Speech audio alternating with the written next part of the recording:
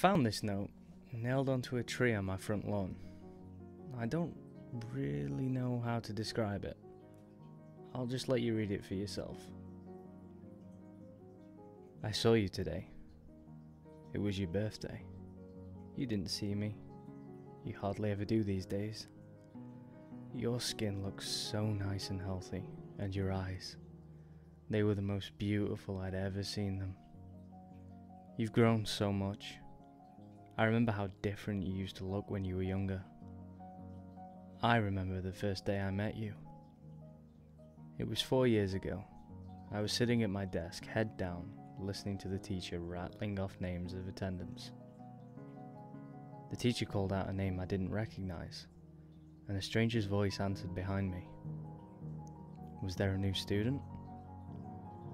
The teacher didn't pause for a second, just continued calling out name after name. I turned my head to where the voice had come from. I saw you, a pale thing, so thin, your eyes so red at a seat that should have been empty. I saw the fireflies flying around you, flickering, dozens of them never straying far from you. I saw them going through you and coming out through your skin, like you were a mist to them. Can you believe I thought you were a ghost? No one else seemed to acknowledge the new stranger sitting at the back of the class. Class after class, hour after hour passed as I waited for something to happen. For someone to notice you, for you to leave, for you to let out a ghoulish scream and claw at me like in the horror story I was certain I was in. But nothing happened. Teachers came and went, my classmates laughed and slept, and you just sat there. The bell rang for recess. The other kids ran to their mundanities for the day, leaving me and you together in the empty classroom. You stood up and pulled a chair from the desk next to you, making it face your desk. You turned your head to me and spoke. Well, you're slow today. Come on, ask me your questions. I don't know why I didn't run away screaming at that moment. Probably would have turned out better for me in the long run, but let's not speculate. I guess at that point in my life, I was pretty bloody lonely. I figured there was only a 50-50 chance you'd eat me, and the other 50 was that someone wanted to talk with me. Kid priorities don't make sense to me either these days. So I went along with the flow. I walked over to your desk, sat down on the chair you pulled for me, and asked my question. What were you? You told me you didn't know. You said that once you were a child, just like me, with parents and friends. You used to go to the same schools as me. Then, one day, one ordinary day when you were 10, you just woke up and you were like this, covered in fireflies, and no one could remember you the moment they concentrated on anything else. No one, not even your parents. You told me of how I'd notice you every day, how I'd think of you until recess every day, how I'd come to you every day, how we would talk every day, how we would meet for the first time every day for the last 3 years, about how I'd forget the instant I walked out of the room, how everyone would forget you, how the fireflies would make them, how for the last 3 years you'd been alone. Your story was very hard to believe, so I didn't. I asked what reality prank show I was on. You looked, well, unimpressed and asked me to continue telling my story. I was caught off guard by the non sequitur. You said last time I was here, I was telling you a story. A horror story about a haunted house. As you detailed the story, goosebumps prickled my skin. It was a story I'd been making up in my head. A story I hadn't told anyone yet.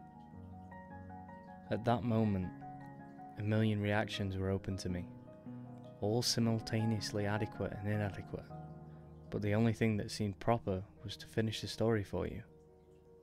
So I did. Halfway through, you interrupted me to ask if my mother had recovered from her sickness yet. I had to shake my head, a bit ashamed at the fact that I'd shared this private matter to a stranger. The story ended a few minutes before recess. My next class was in another room. You told me to go. Your steadiness took me back. You seemed so accepting of your fate, like you'd already gotten used to the idea of being forgotten forever. I was a kid back then. I wasn't a particularly smart kid, and I was probably on the onset of a crush, so you can excuse what I did next as an example of my childhood stupidity. I grabbed my scissors, pressed it against my arm's skin and dug in. As it drew blood, I pushed it forward till the cut formed the shape I wanted. Letter by letter, I carved your name onto my arm. Just so you know, I don't regret that. Don't get me wrong, kid power might have made me do it, but it sure as hell didn't make the pain go away. It was one of the most painful experiences of my life. But even then, as a kid, I thought what was happening to you was unfair. I remember how your eyes looked when you saw that. The confusion. How strange it was for you that anyone would want to remember. I remember that look so clearly. When I woke up the next day and saw your name on my arm, I remembered you. I didn't forget. That day, for the first time, we had a conversation that wasn't so one-sided. You said no one had ever done anything like that before and suggested I might have a mental illness. I won't deny it. That drew a little blood. As we talked, a creeping thought came into my head. Did you prefer it when I didn't remember? That night, I was sitting up on my bed, staring at your name on my arm, wondering if I should cover it up so I couldn't see it and give you back your privacy, when I heard a crash. I looked up to see my bedroom window shattered and a dirty rock on my floor. I looked out of the cracked window to see a dark figure on my lawn. You were outside yelling about how we should hang out. It took me a while to get used to how bad you were at talking to people. Years without practice made you quite a bit rusty. That was alright. We had a lot of time. For the next 2 years, we spent most of our free time together. Most of the time we talked. You'd tell me an aspect of your life and how you lived. You still stayed in your old house. Your parents never noticed the food that had gone missing, never noticed the extra room, or that you'd stolen the extra keys. One night, I confided in you that I was beginning to think you were part of my imagination. Fight Club style. After all, what could you do to me that I couldn't do to myself? You spent the next month or so trying to leave bite marks on my ear or neck to prove a point. I still have a few scars on my ear, so I guess you did. Looking back, I could see the warning signs even then. Your skin seemed to get worse and worse, paler and paler, and you'd rubbed your eyes raw. It was in winter we had our wake-up call. The morning began like any other. I woke up, brushed my teeth, and started searching for clothes to wear. It was a winter morning and my room was dark, so I didn't see your name on my arm. The cold sent shivers through my body and pulled out a long-sleeve jacket. A small bell rang in my head. Don't you usually roll your sleeves up? Yeah, and why did I? That was annoying. I finished tidying up and headed to school. On the school bus, I felt oddly content, like something I'd been worried about had just disappeared. I walked up the school stairs, down the hall, through my classroom door, and sat down at my desk. The same feeling of a burden forgotten hounded in my mind. What was I forgetting? When recess came, I just sat at my desk while my classmates ran out. It felt like a ritual, but I didn't know what for. I was contemplating just walking out to join them when I heard it. It was something small in the wind, like a whisper, but it came over and over, incessant. It sounded like my name. I knew this was strange, that this was worth my attention, but I felt oddly calm. Everything would be alright. Everything would be fine. Just ignore it. I sat there at my desk, my mind a war zone between two conflicting, contradictory voices, when I felt a force tugging on my sleeve. The moment I noticed this, my jacket sleeve tore open. I saw your name on my arm, and then your hand that had ripped my jacket open. You'd been yelling at me for over 20 minutes. I think that was the moment we realized how on edge our friendship really was. One accident away from complete erasure. We spent most of the next year in the town library together, trying to figure out what the fireflies were. It wasn't really a problem for me. Because of my mother's treatment, my family couldn't afford to go on any trips, and our house didn't have heating anymore, so I was happy to spend my time with you. Trying to find information was a puzzle in and of itself. After all, how would I read about people I couldn't remember? And how would you find out who was special when no one could even remember enough about them to record them? We found our old family trees and records. Individually, we'd write down the name of everyone in the book on 2 lists, and then we would compare. The names I hadn't remembered to write down, but you had, would become the focus. They were the names who were under the curse of the fireflies. We compiled a list of suspicious books. Books we thought could help us, because they were written by, or were about, the people we were searching for. I read the books, with the list of names side by side, reading it again for every page of the book. You scoured the internet on the library computers, on the lookout for articles about the people. Our search would lead us to the first glimpse we got of what was really happening to you. It was late at night when you found the picture. I was a bit drowsy at that time, and almost about to nod off when I heard a sharp intake of breath. I turned to see you were standing up, pointing at the screen. I didn't see anything, well, anything noteworthy. On the screen was a picture of a clearing somewhere in the woods. You held up your piece of paper where you'd marked out 2 names. Susie Appleby Reagan, 13. Terry Appleby Reagan, 12. Siblings. For a moment, I saw the paper and the screen side by side. Side by side. And then I saw them. 2 figures emerging from the woods towards the camera. They were almost humanoid, with the exception of their limbs, which stretched to nightmarish proportions. Their blank, white skin was that of a pure albino, and looked more like tree bark than anything you expected to find on a mammal.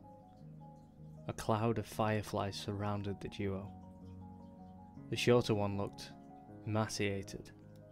I could see their rib cages, around which their eyes, God, their eyes, so small, so red. The taller one with its white hair didn't look alive anymore. They were little more than skin wrapped around skeleton. Fireflies swarmed out of the pair's empty eye sockets. Both reached for the cameraman, I looked at the article surrounding the picture. It was a blog posted by a hiker 20 years after the last mention of the two kids. The picture was a mystery to the cameraman as well. He'd been wanting to go to the woods pictured for a while now, but he never actually remembered going there. The picture had just appeared on his camera one day, out of the blue. For a moment, I looked at your face. Your thin, pale face with those red-veined eyes. Would that be you when my scar faded? Just a walking horror I'd glimpse, then forget? We worked through our reading list at a much faster pace starting from that moment. Maybe we should have gone slower. At least every book, every website we'd left untouched, promised hope. The books that we finished and tossed aside promised nothing but the clearing in the woods as one's future. And we tossed aside a lot of books. I believe I tore through 3 months of my reading list before I stumbled across the journal. Oh God, that horrible, horrible journal. The journal used to belong to a mental patient named Joey, who claimed to be a serial killer. He was locked up in an asylum when the police discovered his supposed victims never existed. He was diagnosed with a need for attention and shoved away. They should have electrocuted him. They should have fried him until his flesh melted and his hair burned. In the journal, he talks about how he carried out his killings. He knew things, bizarre and disturbing things no one else knew. He knew of strange creatures that lived in the woods. Of them, his favourites were the fireflies. I'm not going to tell you how he summoned these things. I trust you. I trust you more than anyone. But a thing like this belongs to the ground more than it ever will to the human mind. In the end, it's sufficient to know that these things were not fireflies. Joey would start his ritual by taking a kid. Any kid. Anyone he pleased. He could take them at any time, in the dead of night from their own homes or in broad daylight from their front yards. It didn't matter if he was seen. He'd take them to his house and drag them inside. Usually an Amber Alert came up at that point. He didn't care. Like I said, it wouldn't matter soon. He dragged them to a special room in his house. Here, the fireflies would come and latch onto them. Now nobody was searching for the kids. Not the police, not the parents, nobody. From then on, he could do whatever he wanted to the kid. He'd get bored of them after a day or two, after the child had broken. At that point, he disposed of them. Hacksaw, kitchen knife, anything would work. He detailed a large pit of bodies he kept in the woods, swarming with bugs. One day, I guess he got bored of that too, so he went right to the police station and turned himself in. Not on account of guilt, no. He just wanted someone to know about the stuff he was doing. Sick bastard. Oh, don't get the wrong idea. He never stopped killing kids. The asylum doors didn't stop him from doing what he liked. It just made him improvise. He made a new way. He modified the flies so they could survive without a host, just in a dormant state. When a child, he specified the age, would approach the swarm, it would latch on and begin its effect. Over the years, the child would warp horribly into the things we saw in the woods. I wish I could hate him in peace. I wish I could say the world owed him nothing, but that wouldn't be true. He detailed a way out. On the final page, there was an exact explanation on how to get rid of the fireflies. You must have seen something in my face because at that moment, you asked if I had found anything. I said no and closed the book. A few minutes later, you shut down the computer. You picked up the last book and went through it yourself. When you reached the end cover, You tossed it aside. I asked what we should do now. You said it was alright. I could go home. We'd talk about it in the morning. I stood up and walked past the shelves of books. I headed for the library entrance, but stopped right outside the door and waited. I waited until I heard the sniffling sounds. I sneaked back to our table where you were quietly sobbing. You had your head in your hands. I sat back down as you raised your eyes to me. You said you'd wished you'd never met me. How happy you were when you had nothing to lose. How I ruined your life. You'd never really gotten better at talking to people. That was the worst love confession I'd ever heard. I remember how we kissed that night. I remember your hands gripping my hair. I remember that kiss. I wish it could have been just a kiss. I'm sorry I ruined that moment when my arms were around you. I was close enough to steal a firefly without you noticing. I remember holding the firefly in my hand. I remember how it struggled until it didn't. Until it was a part of me. The fireflies shifted. They came over to me and left you.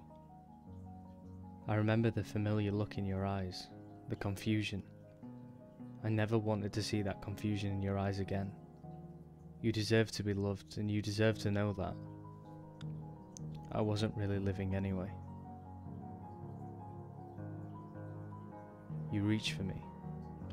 I pulled away, as the last lights of recognition faded from your eyes, and then you were just staring at a stranger, walking away into a crowd of strangers. But that was a year ago. You've gotten so much better since then. You have so many friends now, so many people at your birthday party. You also look so much healthier. I haven't been as fortunate. My skin's gotten a lot paler and my eyes hurt all the time now. I couldn't go to school like you did all those years. I haven't wasted my time though. I found Joey's pit. The bodies. There were so many bodies. There's a grave for those children now. Without me, my mum could afford her surgery. She looks so happy. Just yesterday, I saw her playing with my baby brother. I saw you crying yesterday. You were with your friends, laughing.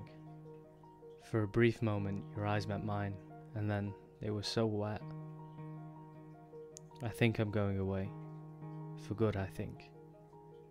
You're not going to be happy if I stick around. I'm so happy I met you, even if you don't remember me. That's where the note ended. Sometimes I go through depressive episodes. I feel so lonely, even with my friends. I don't know what's going through my head during these times. And sometimes I'd end up in a bathtub, a knife in my hands and my wrist bleeding. Until now I thought I was cutting my wrist. I wasn't. The cuts, they're letters. I've been carving a name onto my arm.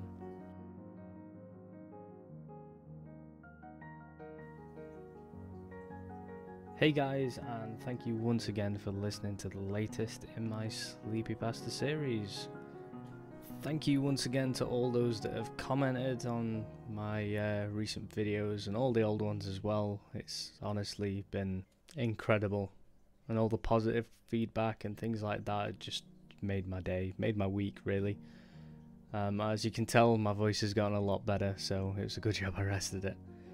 Anyway, the next video should be out on Tuesday, and I think I'm gonna go for another CreepyPasta because I haven't done one of them in a while, and like I said, I really enjoy them.